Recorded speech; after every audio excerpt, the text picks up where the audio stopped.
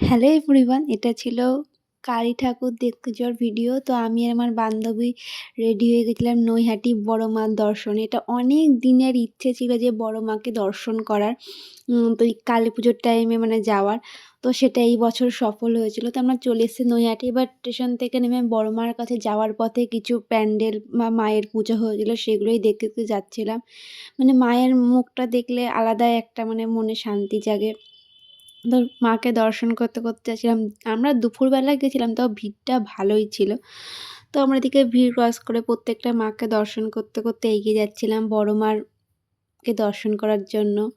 বড় মার মুখটা দেখলে যেন শরীরের মধ্যে আলাদা একটা শিহরণ জেগে ওঠে। আলাদা একটা শান্তি লাগে মায়ের মুখটা। কী আছে ওই মুখের মধ্যে বলা যায় মানে বুঝিয়ে বলা অসম্ভব।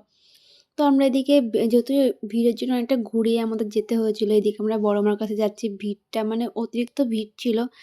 তো ভিড়-মিড় ঠেলে তারপরে অবশেষে আমরা মানে মানে হয় না মা না চাইলে মায়ের দর্শন পাওয়া যায় না। অবশেষে আমরা মায়ের দর্শন পাই। তারপরে আমরা সেখান থেকে বেরিয়ে চলে আসি স্টেশনের দিকে। তারপরে আমাদের বাড়ির ট্রেন ধরে চলে আসি বাতকুড়া স্টেশনে। তো আজকের ভিডিওটা এই পর্যন্তই। ভালো লাগলে লাইক, কমেন্ট, শেয়ার, সাবস্ক্রাইব